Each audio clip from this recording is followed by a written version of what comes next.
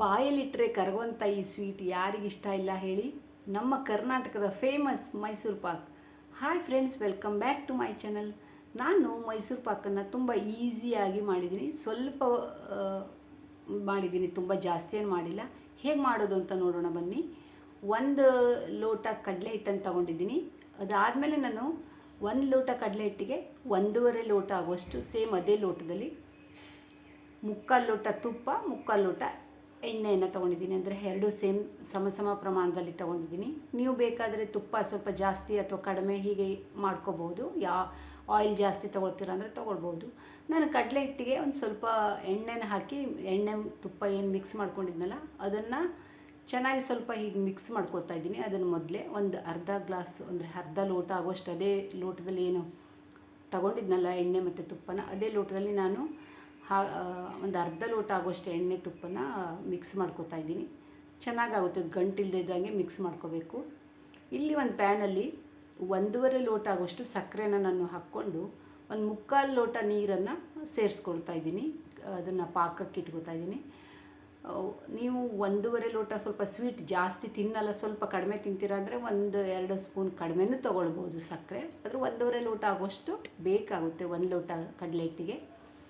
ಚೆನ್ನಾಗಿ ಪಾಕ ಮಾಡ್ಕೊಂಡು, ನಾನು ಸ್ವಲ್ಪ ಸಾಫ್ಟ್ ಮೈಸೂರು ಪಾಕನ ಮಾಡಿದ್ದೆ. ಸೊ ಪಾಕನ ಅಷ್ಟು ಒಂದೇಳೆ ಪಾಕ ಮಾಡ್ಕೊಂಡಿಲ್ಲ, ಇನ್ನೊಂದು ಚೂರು ಕಡಿಮೆನೇ ಮಾಡ್ಕೊಂಡಿದ್ದೀನಿ. ಒಂದೇಳೆ ಪಾಕ ಮಾಡಿಕೊಂಡ್ರೆ ಕರೆಕ್ಟು ಸ್ವಲ್ಪ ಕ್ರಿಸ್ಪಿಯಾಗಿ ಮೈಸೂರು ಪಾಕ ಬರುತ್ತೆ.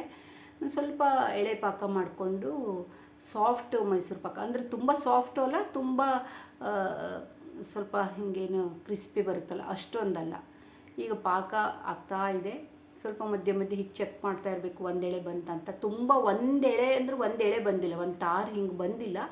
ಸ್ವಲ್ಪ ಕಡಿಮೆ ಪ್ರಮಾಣದಲ್ಲಿ ನಾನು ಮಾಡಿದ್ದೆ. ಆ್ಯಕ್ಚುಲಿ ರಾತ್ರಿ ಆಗಿಬಿಟ್ಟಿತ್ತು ಮಾಡೋದು, ನನಗದಷ್ಟು ಕ್ಲಿಯರಾಗಿ ಗೊತ್ತಾಗ್ತಾ ಇರಲಿಲ್ಲ. ಆದರೂ ನಾನು ಒಂದೆಳೆ, ಅದೇ ನೋಡಿ ಒಂದು ಚೂರು ಕಾಣಿಸುತ್ತಲ್ವ ಈ ಥರ ಒಂದೆಳೆ ಹಿಂಗೆ ಕೈಯಲ್ಲಿ ಎಳೆದಾಗ ದಾರದ ಥರ ಬರುತ್ತೆ.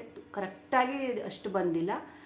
ಇಲ್ಲೇನು ನಾನು ಮಿಕ್ಸ್ ಮಾಡಿ ಇಟ್ಕೊಂಡಿದ್ನಲ್ವ ಕಡಲೆ ಹಿಟ್ಟು, ಆಯಿಲು ಮತ್ತು ತುಪ್ಪದಲ್ಲಿ, ಅದನ್ನು ಚೆನ್ನಾಗಿ ಈ ಪಾಕಕ್ಕೆ ಹಾಕ್ಕೊಳ್ಳೋಣ. ಚೆನ್ನಾಗಿ ಮಿಕ್ಸ್ ಮಾಡೋಣ.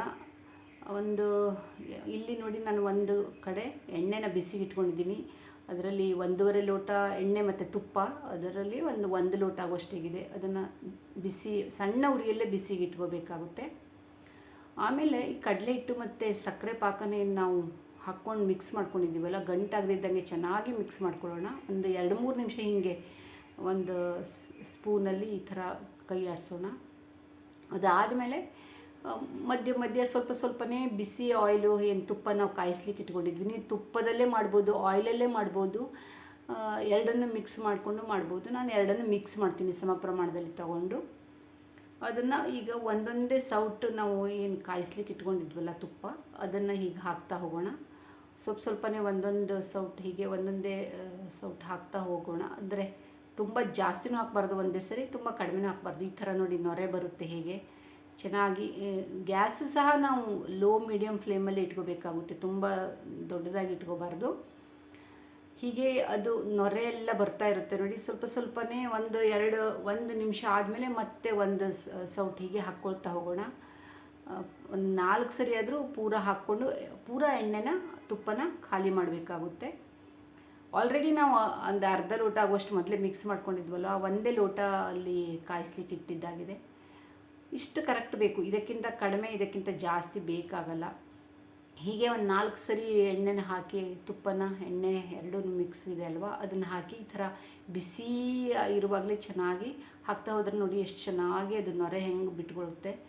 ಚೆನ್ನಾಗಿ ಕೈ ಆಡಿಸ್ತಾ ಇರಬೇಕಾಗುತ್ತೆ. ತುಂಬ ಚೆನ್ನಾಗಾಗಿತ್ತು ಫ್ರೆಂಡ್ಸ್. ತುಂಬ ಸಾಫ್ಟ್ ಮೈಸೂರು ಪಾಕನೂ ಅಲ್ಲ, ತುಂಬ ಸ್ವಲ್ಪ ಗಟ್ಟಿ ಮೈಸೂರು ಪಾಕನೂ ಅಲ್ಲ. ಸಖತ್ತಾಗಿತ್ತು ತಿನ್ನಲಿಕ್ಕಂತೂ, ಎಲ್ರಿಗೂ ಇಷ್ಟ ಆಯಿತು. ಈ ಥರ ನಾನು ಸ್ವಲ್ಪ ಕೆಲವೊಂದು ಸರಿ ಕ್ರಿಸ್ಪಿಯಾಗಿ ಮಾಡ್ತೀನಿ, ಕೆಲವೊಂದು ಸರಿ ಸ್ವಲ್ಪ ಸಾಫ್ಟ್ ಮಾಡ್ತೀನಿ. ಈ ಸರಿ ಸ್ವಲ್ಪ ಸಾಫ್ಟ್ ಮಾಡೋಣ ಅಂತಲೇ ಮಾಡಿದ್ದೆ. ಹೀಗೆ ತುಪ್ಪ ಹೀಗೆ ಬಿಸಿ ಮಾಡಿ ಎಲ್ಲ ತುಪ್ಪನೂ ನಾನು ಖಾಲಿ ಮಾಡ್ತಾಯಿದ್ದೀನಿ. ಲಾಸ್ಟಲ್ಲಿ ಸ್ವಲ್ಪ ಉಳಿದಿತ್ತು. ಇಷ್ಟು ನೋಡಿ, ಇದು ಈ ಥರ ಒಂಥರ ಪೊಳ್ಳು ಬಿಡುತ್ತಲ್ವ, ಈ ಬಬಲ್ಸ್ ಎಲ್ಲ ಬಂದು ಇದು ಆಗ್ತಾ ಇದೆ ಅಂತ ಅರ್ಥ. ಇನ್ನು ಎಣ್ಣೆ ತುಪ್ಪ ಜಾಸ್ತಿ ಸೇರಿಸ್ಕೊಳ್ಳಲ್ಲ, ಅದು ಬಿಟ್ಬಿಡುತ್ತೆ ನೋಡಿ. ಅಲ್ಲಿ ಪ್ಯಾನಿಂದ ಅದು ಆಯಿಲ್ ರಿಲೀಸ್ ಆಗ್ತಾ ಇದೆ. ಇನ್ಮೇಲೆ ಹಾಕಿದರೆ ತಗೊಳ್ಳಲ್ಲ, ಇಷ್ಟು ಇದು ಕರೆಕ್ಟ್ ಇದೆ. ಒಂಥರ ಪೊಳ್ಳು ಬಿಟ್ಟು ಜಾಲಿ ಜಾಲಿ ಥರನೇ ಬರುತ್ತೆ. ಆದರೆ ತುಂಬಾ ಬರಬೇಕು ಅಂದರೆ ನೀವು ಸ್ವಲ್ಪ ಜಾಸ್ತಿ ಒಂದು ಎಳೆ ಪಾಕನೂ ಒಂದು ಸ್ವಲ್ಪ ಪಾಕ ಜಾಸ್ತಿ ಮಾಡ್ಕೋಬೇಕು. ಆಮೇಲೆ ನೋಡಿ ಈ ಥರ ಇದು ಆದಮೇಲೆ ಲಾಸ್ಟಲ್ಲಿ ನನಗೆ ಎಲ್ಲದನ್ನೂ ಮಾಡಲಿಕ್ಕೆ ಆಗಿಲ್ಲ, ಯಾಕೆಂದರೆ ನಾನು ಕ್ಯಾಮ್ರಾ ಮೊಬೈಲ್ ಹಿಡ್ಕೊಳ್ಳಿಕ್ಕೆ ಆಗ್ತಾ ಇರಲಿಲ್ಲ. ನಾನು ಪ್ಲೇಟಿಗೆ ಒಂದು ಈ ಕೇಕ್ ಪ್ಯಾನ್ ಇರುತ್ತೆ, ಅಥವಾ ನಾವು ಯಾವುದಾದ್ರೂ ಒಂದು ಸ್ವಲ್ಪ ಡೀಪ್ ಇದು ಊಟದ ತಟ್ಟೆ ಯಾವುದ್ರಲ್ಲಾದರೂ ಸ್ವಲ್ಪ ತುಪ್ಪ ಮೊದಲೇ ಹಚ್ಚಿಟ್ಕೊಂಡಿರಬೇಕು. ಈಗ ನೋಡಿ ಇದು ಎಷ್ಟು ಚೆನ್ನಾಗಿ ಆಗಿದೆ. ಈಗೆಲ್ಲ ಇದು ಮೈಸೂರು ಪಾಕದ ಟೆಕ್ಸ್ಚರ್ ಬಂದಿದೆ. ಈಗ ಇದನ್ನು ನಾನು ಒಂದು ಪ್ಯಾನಿಗೆ ಹಾಕ್ಕೊಂಡು ಈ ಥರ ನೋಡಿ ಪ್ಯಾನಿಗೆ ಹಾಕ್ಕೊಂಡೆ. ಆವಾಗ ನನಗೆ ಇದು ಯಾರೂ ವೀಡಿಯೋ ಮಾಡಲಿಕ್ಕೆ ಆಗ್ತಾ ಇರಲಿಲ್ಲ, ಸೊ ನನಗೆ ಅದನ್ನು ತೋರಿಸ್ಲಿಕ್ಕಾಗಿಲ್ಲ. ಹಾಕಿ ಈ ಥರ ಪ್ರೆಸ್ ಮಾಡಬೇಡಿ.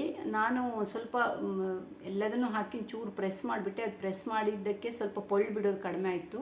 ಪ್ರೆಸ್ ಮಾಡಬೇಡಿ, ಒಂದೇ ಸರಿ ಹಾಕಿ ಸ್ವಲ್ಪನೇ ಜಸ್ಟ್ ಈ ಥರ ಮಾಡಿಬಿಡಿ. ಆಮೇಲೆ ಒಂದು 5-10 ನಿಮಿಷ ಆದಮೇಲೆ ಈ ಥರ ಕಟ್ ಮಾಡಬೇಕಾಗುತ್ತೆ. ತುಂಬ ಬಿಸಿ ಇದೆ ಈಗ, ತುಂಬ ತಣ್ಣಗಾದ್ಮೇಲೂ ಕಟ್ ಮಾಡಬಾರ್ದು, ಬಿಸಿ ಇರುವಾಗಲೂ ಆಗಲ್ಲ. ಇದು ತುಂಬ ಬಿಸಿ ಇದೆ ಈಗಲೂ ಸದ್ಯಕ್ಕೆ. ಒಂದು 10 ನಿಮಿಷ ನಾನು ಬಿಟ್ಟಿದ್ದೆ.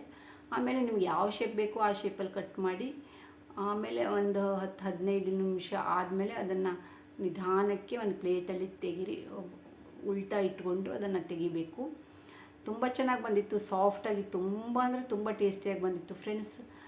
ತಿಂದು ಬಾಯಲ್ಲಿ ಇಟ್ಟು ಕೂಡಲೇ ನೀರು ಆಗುತ್ತೆ, ಕರಗೋಗ್ಬಿಡುತ್ತೆ, ಅಷ್ಟು ಚೆನ್ನಾಗಿ ಬಂದಿದೆ. ತುಂಬ ಈಸಿಯಾಗಿ ಮಾಡ್ಬೋದು, ಜಾಸ್ತಿ ಟೈಮು ಬೇಕಾಗಲ್ಲ ಇದನ್ನು ಮೈಸೂರು ಪಾಕ ಮಾಡಲಿಕ್ಕೆ. ನಿಮಗೂ ಇಷ್ಟ ಆಯಿತು ಅಂದ್ಕೊಂಡಿದ್ದೀನಿ. ಆರಾಮಾಗಿ ಮಾಡಿ ನೋಡಿ, ಈಸಿಯಾಗಿ ಬರುತ್ತೆ. ಮೈಸೂರು ಪಾಕ ಮಾಡಲಿಕ್ಕೆ ಬರದೇ ಇದ್ದವರು ಆರಾಮಾಗಿ ಮಾಡ್ಬೋದು. ನೋಡಿ ಎಷ್ಟು ಚೆನ್ನಾಗಿ, ಜಾಸ್ತಿ ಪುಡಿ ಪುಡಿನೂ ಆಗಿಲ್ಲ, ಎಷ್ಟು ಚೆನ್ನಾಗಿ ಬಂದಿದೆ ಅಲ್ವಾ? ಹೇಗೆ ಅನ್ನಿಸ್ತು ಅಂತ ಹೇಳಿ. ಇಷ್ಟ ಆದರೆ ಲೈಕ್ ಮಾಡಿ, ಕಾಮೆಂಟ್ ಮಾಡಿ. ಫಸ್ಟ್ ಟೈಮ್ ಬಂದಿದ್ದಿದ್ರೆ ಸಬ್ಸ್ಕ್ರೈಬ್ ಮಾಡ್ಕೊಂಡು ನೋಡಿ. ಥ್ಯಾಂಕ್ ಯು ಫ್ರೆಂಡ್ಸ್, ಮತ್ತೆ ಸಿಗೋಣ.